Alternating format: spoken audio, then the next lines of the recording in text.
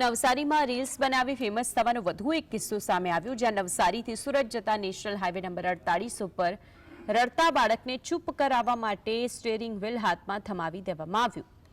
બાળકને ખોળામાં બેસાડી વાહન હંકારવાનો આ વિડીયો છે કે જે સોશિયલ મીડિયામાં વાયરલ થઈ રહ્યો છે. આ વાયરલ વિડીયોના આધારે ટ્રાફિક પોલીસે કાર્યવાહી હાથ ધરી છે.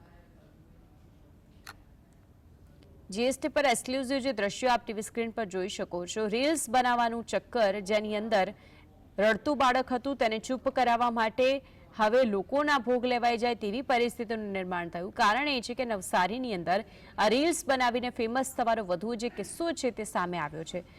નવસારીથી સુરત જતા નેશનલ હાઈવે નંબર 48 ઉપર જે રડતું બાળક હતું તેને ચૂપ કરાવવા માટે જે ડ્રાઈવર સીટ પર બેઠેલો વ્યક્તિ હતો તે બાળકને આગળ બોલાવે છે, સ્ટીયરિંગ પર બેસાડે છે, સ્ટીયરિંગ વ્હીલ હાથમાં થમાવી દેવાય છે.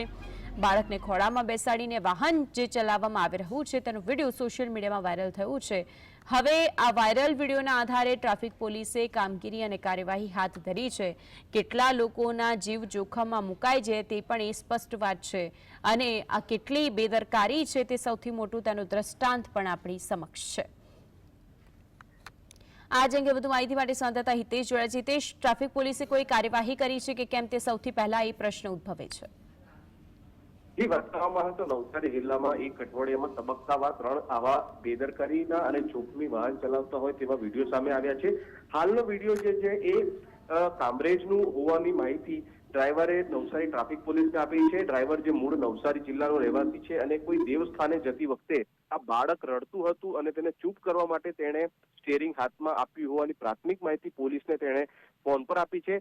આજે ટ્રાફિક પીએસઆઈએ તેને રૂબરૂ પોલીસ કચેરીએ બોલાવ્યો છે અને જો વિડીયો ને લઈને તેની પાસેથી દંડાત્મક કાર્યવાહી પણ કરવામાં આવશે અને ભવિષ્યમાં આવા પ્રકારના વિડીયો ન બને તેની પાસેથી બાંહેધરી પણ મેળવવામાં આવશે.